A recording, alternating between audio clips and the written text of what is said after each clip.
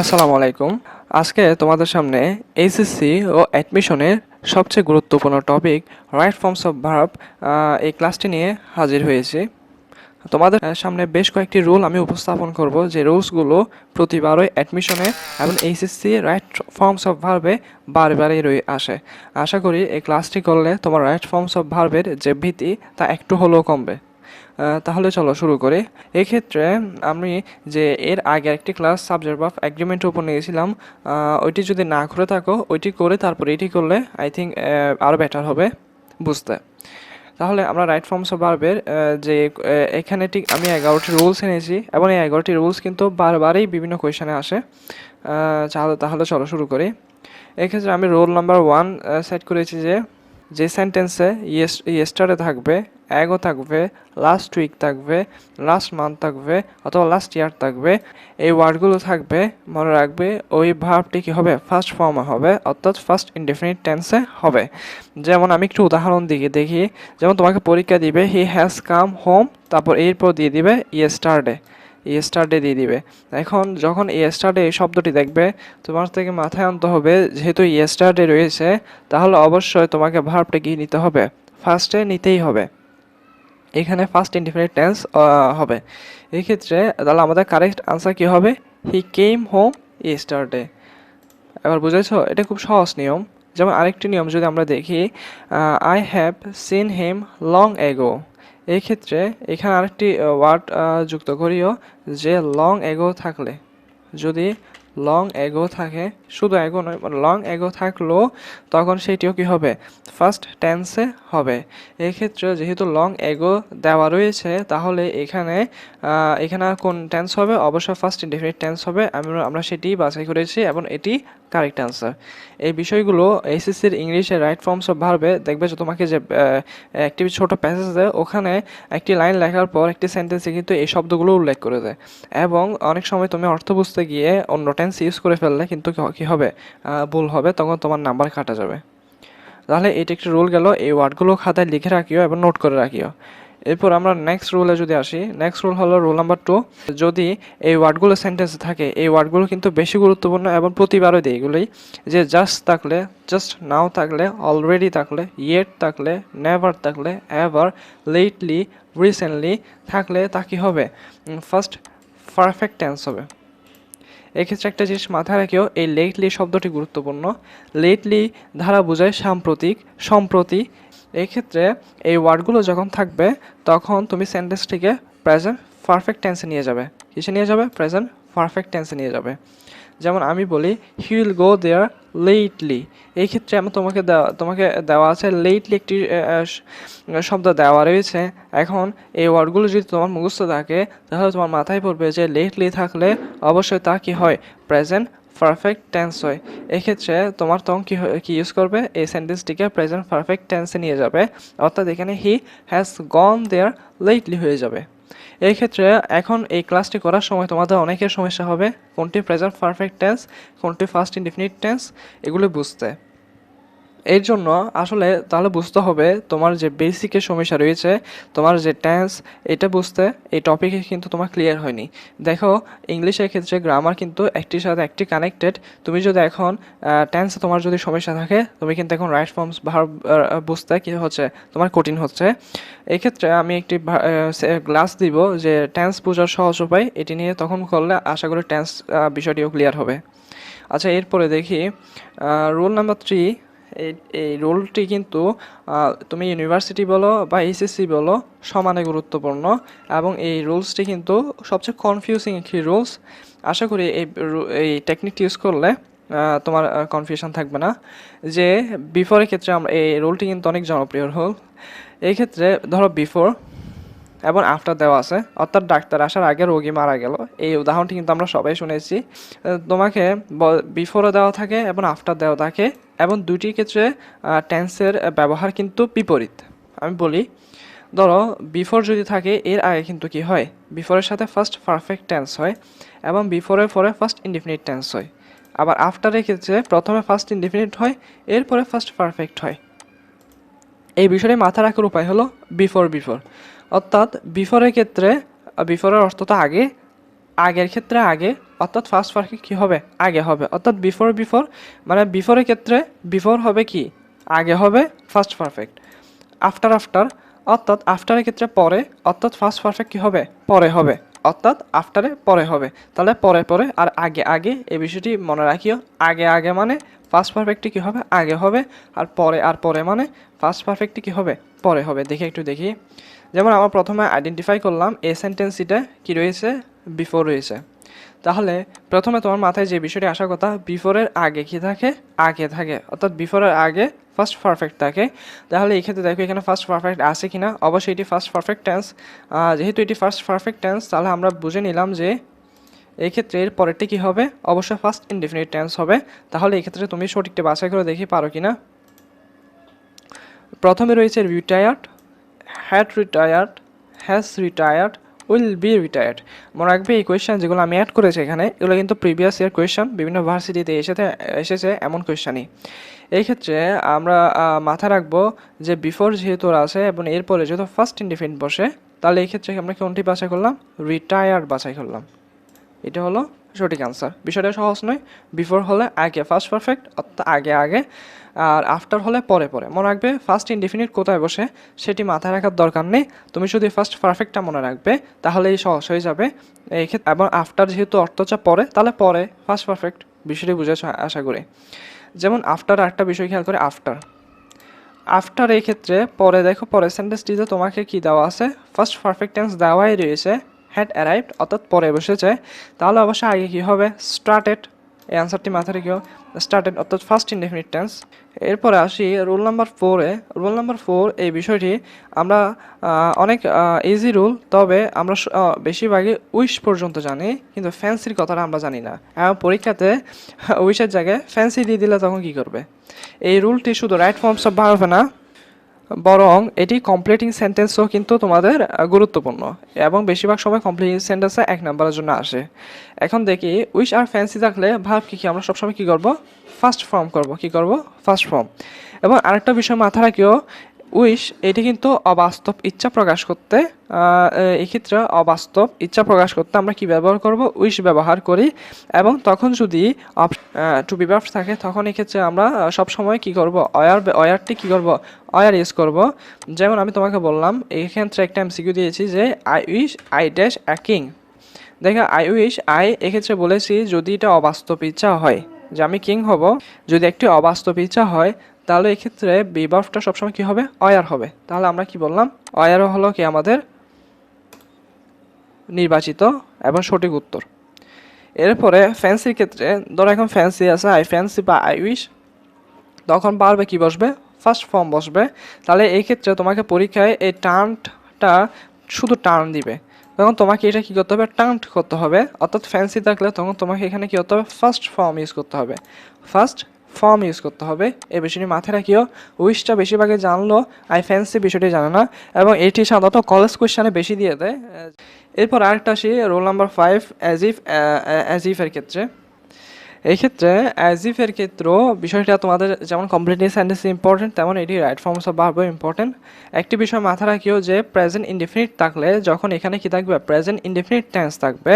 অর্থাৎ আমি এখানে বললাম হি ওয়ার্কস, এটা প্রেজেন্ট ইনডেফিনিট টেন্স, তখন অ্যাজ ইফের পরেরটা কী হবে, ফার্স্ট ইনডেফিনিট হবে, যেটা আমরা সব সময় করে থাকি। তবে বেশিরভাগ সময় এর ব্যতিক্রম রুলটি অনেক সময় দিয়ে দেয়, অনেক সময় এর ব্যতিক্রম রুলটি দিয়ে দেয় যে প্রেজেন্ট ইনডেফিনিট টেন্স থাকে, এটির বদলে অনেক সময় ফার্স্ট ইনডেফিনিট টেন্স দিয়ে দেয়। যেমন হি স্পোক দিয়ে দিল, তখন তোমার কিন্তু এখানে আর প্রেজেন্ট ইনডেফিনিট টেন্স হবে না, তখন এখানে কি হবে, ফার্স্ট পারফেক্ট টেন্স। তখন কি হবে, ফার্স্ট পারফেক্ট, তখন এখানে হ্যাড নোন হবে। এই বিষয়টি মাথায় রাখিও। এই ক্ষেত্রে আমরা বেশিরভাগে এই রুলটি জানলো যে প্রেজেন্ট ইনডেফিনিট দিয়ে হলে অ্যাজ ইফের পরে ফার্স্ট ইনডেফিনিট বসবে, কিন্তু এটি জানি না যে ফার্স্ট ইনডেফিনিট যদি থাকে প্রথমেই, তাহলে এর পরেরটা কী হবে, ফার্স্ট পারফেক্ট হবে। তাহলে এতটুকু তো আমরা ঠিক 5টা রুল শেষ করলাম, এবং এই রুলগুলো কিন্তু অনেক গুরুত্বপূর্ণ। এরপর আসি রোল নাম্বার 6, এবং এই রুলটি একটু দেখি। এই রুলটিও কিন্তু বেশিরভাগ সময় কমপ্লিট সেন্টেন্সে চলে আসে, আবার রুল রাইট ফর্মস অফ ভার্বও থাকে। দেখো এই ক্ষেত্রে সিন্সের রুলটা কিন্তু অ্যাডমিশনের জন্য অনেক গুরুত্বপূর্ণ, এবং এটা অ্যাডমিশনে বেশিরভাগ সময় পড়ানো হয়। এক্ষেত্রে একটু দেখি, সিন্সের ক্ষেত্রে তোমাদের যদি একটি রুল মনে রাখিও যে প্রেজেন্ট ইনডেফিনিট হলে এর পরেরটা কী হবে, ফার্স্ট ইনডেফিনিট হবে অ্যাজ ইফের মতো। আর এখানে ফার্স্ট ইনডেফিনিট হলে সিন্সের পরে ফার্স্ট পারফেক্ট টেন্স হবে, কী হবে, ফার্স্ট পারফেক্ট টেন্স অ্যাজ ইফের মতো, সেম অ্যাজ ইফের মতো। যেমন it is many years, it is many years. আচ্ছা তাহলে বলো তো এটা এখন কোন টেন্সে রয়েছে? এটি অবশ্যই এখন প্রেজেন্ট ইনডেফিনিট টেন্সে রয়েছে। তাহলে এর পরেরটা কী হবে, এর পরেরটা হবে ফার্স্ট ইনডেফিনিট। আমি সেটাই করেছি, I met you, since I met you এটা কি দিলাম, ফার্স্ট ইনডেফিনিট দিলাম। আচ্ছা এরপরে দিলাম ইট ওয়াজ লং, তাহলে এটি এখন কিসে রয়েছে, ফার্স্ট ইনডেফিনিটে রয়েছে। তাহলে এটিকে আমরা কি করলাম, ফার্স্ট পারফেক্টে নিয়ে গেলাম, আই হ্যাড মেট ইউ। বিষয়টা বুঝেছো? এটা কিন্তু অ্যাজ ইফের মতোই, সেম রুল কিন্তু কনফিউজিং রুল। তাহলে এই যে বিষয়গুলো খাতায় নোট করে রাখিও, যাহাতে পরে রিভিশন দিতে সহজ হয়। রোল নাম্বার 7-এ আসি। রোল নাম্বার 7-এ দেখো এখানে দেওয়া আছে it is no use, it is no good, can't help, would you might, feel like, with a view to, look forward to, committed to. Committed to এই ওয়ার্ডগুলোর ক্ষেত্রে একটি বিষয় মাথায় রাখিও, সবসময় এগুলোর পরে ভার্বটি কী হবে, আইএনজি হবে। সবসময় ভার্বটি কী হবে, আইএনজি হবে। এবং এগুলো কিন্তু খুবই গুরুত্বপূর্ণ বিষয়। দেখো ইট ইজ নো ইউজ দিল, ইট ইজ নো গুড দিল, এবং কান্ট হেল্প দিল, উড ইউ মাইন্ড দিল, ফিল লাইক দিল, উইথ এ ভিউ টু দিল, লুক ফরওয়ার্ড এবং কমিটেড টু দিয়ে দিল। কিন্তু তুমি বুঝলে না যে এখানে ভার্ব প্লাস আইএনজি হবে, তখন কিন্তু সেই নাম্বার কাটা যাবে। যেমন আমি একটু উদাহরণ দেখাই, it is no use use mobile, এটি কিন্তু রাইট ফর্ম ভার্বস অনেকবার দিয়ে দেয়। দেখো তো আমরা এটা স্বাভাবিকভাবে কী করি, it is no use to use a mobile দিয়ে দিই, তখন কিন্তু আসলে বিষয়টা ভুল হবে। আমরা বেশিরভাগ সময় এটি সিলেক্ট করে ফেলবো যে সি টু ইউজ, কিন্তু এটা ভুল হবে।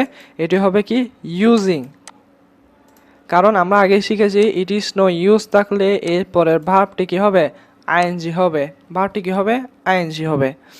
এরপরে যদি বলি we are committed to withdraw our troops, তাহলে এক্ষেত্রে আমরা আগেই শিখেছি যে কমিটেড টু থাকলে এরপরে কী হবে, উইথড্রটা কী হবে, অর্থাৎ ভার্বটি কী হবে, আইএনজি হবে। তাহলে আমাদের সঠিক আনসার উইথড্রয়িং।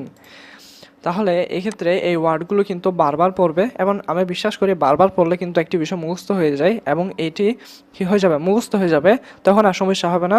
এক্ষেত্রে এই ওয়ার্ডগুলো যে শুধু রাইট ফর্মস অফ ভার্বের জন্য না, বরং কমপ্লিটিং সেন্টেন্সের জন্য কিন্তু অনেক গুরুত্বপূর্ণ। একটি জিনিস দেখেছ, আমি পড়াচ্ছি রাইট ফর্মস অফ ভার্ব, কিন্তু কমপ্লিটিং সেন্টেন্সের কথাও চলে আসতেছে। আসলে গ্রামারটি ঠিক এভাবে কানেক্টেড, এবং আমরা ঠিক কানেক্টেড না থেকেই পড়ালেখা করি, এর কারণে গিয়ে আমাদের ইংলিশটা অনেক কঠিন লাগে। ঠিক আছে, এরপরে উডিও মাইন্ড। এই উডিও মাইন্ডের ক্ষেত্রে এটা স্পেশাল ওয়ার্ড অ্যান্ড ফ্রেজে আসে, তোমাদের বেশিরভাগ সময় দেওয়া থাকে। তবে তাহলে মনে রাখি উডিও মাইন্ড এটির ক্ষেত্রে কী হবে, টেকিং হয়ে যাবে, আইএনজি হয়ে যাবে। এই ওয়ার্ডগুলো কিন্তু অ্যাডমিশনের জন্য গুরুত্বপূর্ণ, একটু মাথায় রাখিও। এরপর রোল নাম্বার যদি 8 আসি, প্রেফারটা কিন্তু অনেক গুরুত্বপূর্ণ একটি রোল, এবং অনেক কনফিউজিং রোল, এবং চিটাগং ইউনিভার্সিটিতে এটি কিন্তু অনেকবার এসেছে প্রেফারের রোলটি। প্রেফারে দেখো, প্রেফার যদি থাকে তুমি এখানে ইনফিনিটিভ ব্যবহার করতে পারবে, জিরান্টও ব্যবহার করতে পারবে। এখন তোমাদের মধ্যে অনেকে থাকবে যে ইনফিনিটিভ এবং জিরান্ট কি তাও বোঝে না। এই ক্ষেত্রে টেনশন করার কিছু নেই, আমি একটা ভিডিও দিব যে ইনফিনিটিভ এবং জিরান্ট কীভাবে সহজে বুঝবে, এবং জিরান্ট ও পার্টিসিপল কীভাবে পৃথক করবে, তা আমি একটা ভিডিও দিব। এই ক্ষেত্রে এখনও যদি বলি আই প্রেফার সুইমিং টু, এরপর ড্যাশ দিলাম, এরপর ওয়াক। এক্ষেত্রে এক্ষেত্রে অনেকে কী করবে, প্রেফারের রুলটি না জেনে টু আছে এরপরে ভার্বে কী করবে, বেস ফর্ম ইউজ করে চলে আসবে, কিন্তু তখন কিন্তু বিষয়টি কী হবে, ভুল হবে। মনে রাখবে প্রেফারের ক্ষেত্রে জিরান্ট ইউজ করা যায়, ইনফিনিটিভও ইউজ করা যায়। তো যে দেখো সব প্রশ্নে জিরান্ট ইউজ করা রয়েছে, তাহলে এর পরের ভার্বটিও তোমাকে কী করতে হবে, জিরান্ট অর্থাৎ ওয়াকিং আবার প্লাস আইএনজি ইউজ করতে হবে। বিষয়টা মাথায় রাখিও। এরপরে যদি কোনো সময় যদি ইনফিনিটিভ ব্যবহার করা থাকে তাহলে কি করবে, এই প্রশ্ন যেটি তুমি দেখছো এটি কিন্তু চট্টগ্রাম ইউনিভার্সিটিতে এসেছে। তাহলে দেখো এবার কত গুরুত্বপূর্ণ প্রেফার রুলটি। এক্ষেত্রে he preferred to die rather than be insulted. এক্ষেত্রে এটা একটা সহজ নিয়ম মনে রাখিও, প্রেফার থাকবে, প্রেফার পরে টু প্লাস ইনফিনিটিভ থাকে, এরপরে যখন রাদার থাকে, রাদার দ্যানের পরে এই ক্ষেত্রে কী হয়ে যায়, ইনফিনিটিভ হয়ে যায়, অর্থাৎ এখানে যে বেস ফর্ম থাকে সেটি বসে যায়। যেমন এখানে রুল হচ্ছে যে এখানে তুমি কি বসাবে, ইনফিনিটিভ অর্থাৎ বেস ফর্ম বসাবে টু ছাড়া, বেস ফর্ম বসাবে কি ছাড়া, টু ছাড়া। তাহলে এখানে শুধু কি বসার কথা, ইনসাল্ট বসার কথা, কিন্তু তোমার এখানে বি ইনসাল্টেড হয়েছে। একটি বিষয় মাথা রাখিও, অপমান তো নিজে কেউ করে না, আরেকজন ধরা হয়, এবং এটি এটা ভয়েসের টপিক, তাই এই ক্ষেত্রে কি হয়েছে, এটা প্যাসিভ ভয়েস হয়েছে, তাই এখানে কি হয়েছে, বি ইনসাল্টেড হয়েছে। তাহলে এই বিষয়টা একটা এক্সেপশনাল রুল। তবে এতটুকু মনে রাখিও যে টু প্লাস ভার্ব যদি দেওয়া থাকে, টু ডাই যদি দেওয়া থাকে, এরপরে র্যাদার দেনের পরে যে ভার্বটি থাকবে সেটি টু ছাড়া শুধু বেস ফর্মে লিখবে, সেখানে টু ইউজ করবে না, শুধু বেস ফর্ম। ঠিক আছে, যেমন আমি যদি বলি টু, এটাকে বেয়ার ইনফিনিটিভ বলে, এটি ইউজ করিও। ঠিক আছে, তখন এখানে কি হবে, টু ব্যতীত ইনফিনিটিভ হবে। তাহলে এরপর আমাদের আশা করি প্রেফার রুলটি সমাধান হয়েছে। মোট কথা হলো, সারমর্ম হলো, জিরান যদি থাকে এরপরটা জিরান করে দিবে, ইনফিনিটিভ থাকলে এরপরেরটি টু ছাড়া শুধু বেস ফর্মটি বসিয়ে দিবে, আর যদি প্যাসিভ বসে থাকে তাহলে এক্ষেত্রে বেন সাল্টেড প্যাসিভ করে দিবে। এতটুকুই। এখন অনেকের সমস্যা হবে ভয়েস নিয়ে, আশা করি ভয়েসটা আমি ভিডিও দিব ইনশাল্লাহ। এরপর রুল নাম্বার 9, এইটি কমপ্লিট সেন্টেন্সে বেশি আসে, তবে তোমাদের অনেক সব ভুল হয়ে যায়, তাই এটা অ্যাড করেছি। লাস্টের রুলটি হলো, এখানে একটা কি বসবে, শুড প্লাস বেস ফর্ম বসবে। আশা করি এটাতে প্রবলেম হওয়ার কথা নয়। হেড ব্যাটারের ক্ষেত্রে এটা আমাদের অনেক সময় সমস্যা হয়, তবে মনে রাখবে হেড ব্যাটারের ক্ষেত্রে জাস্ট কি বসবে, বেস ফর্ম বসে যাবে। এখানে শুধু কি বসে হবে, ভার্বে বেস ফর্ম বসবে, আর কিছু নেই। রুল নাম্বার 11তে আমি অ্যাড করেছি কজিটিভ ভার্ব। এখন পজিটিভ ভার্ব ক্ষেত্রে আমি পজিটিভ ভার্বটা শেষ করতাম, কিন্তু ভিডিও অনেক বড় হয়ে যাচ্ছে। এক্ষেত্রে পজিটিভ ভার্বটা তোমার রাইট ফর্মস অফ ভার্বের ক্ষেত্রে বিভিন্ন বোর্ড কোয়েশ্চনে দিয়ে দেয়। আবার তোমার এটা কিসের জন্য, এটি কিন্তু অ্যাডমিশনের জন্য অনেক গুরুত্বপূর্ণ। যাদের লক্ষ্য কিন্তু চট্টগ্রাম ইউনিভার্সিটি, তাদের ক্ষেত্রে এক্ষেত্রে এই পজিটিভ ভার্ব কিন্তু দিয়ে দেয়। অনেক সময় ঢাকা বিশ্ববিদ্যালয়ে দিয়ে দেয়, যদি তারা এখন ইএফটি থেকে বেশি প্রশ্ন করে। তবে এতটুকু মনে রাখিও, এই টপিকটা তোমাকে ক্লিয়ার করতেই হবে, না হলে কিন্তু একটা রিস্ক থেকে যাবে। তাহলে আমি এই যে 10টি রুল পড়েছি, এবং 11 রুলটা আমি অন্য একটি ভিডিওতে পজিটিভ ভার্ব ক্লিয়ার করব। তারপর হচ্ছে যে 10টি রুল পড়িয়েছি, মনে রাখবে এই 10টি রুল কিন্তু অনেক গুরুত্বপূর্ণ, এবং এগুলো খাতায় নোট করে প্র্যাকটিস করবে। এক্ষেত্রে তোমাদের এই রুলগুলো পড়ার পরও অনেকের সমস্যা হবে রাইট ফর্মস অফ ভার্বের বোর্ড কোয়েশ্চন সলভ করতে গিয়ে। ইনশাল্লাহ আমি বোর্ড কোয়েশ্চন সলভের কয়েকটি ভিডিও দিব, কীভাবে বোর্ড কোয়েশ্চন সলভ করবে, এবং কয়েকটি বোর্ড কোয়েশ্চন আমি সলভও করিয়ে দিব। আমি প্রত্যাশা রাখি যে তোমরা এই রুলগুলো বাসায় আরেকবার ভালো করে পড়বে। ইনশাল্লাহ আরও ভিডিও আসবে, সাথে থেকো। ধন্যবাদ, শুভকামনা তোমার জন্য। আসসালামু আলাইকুম।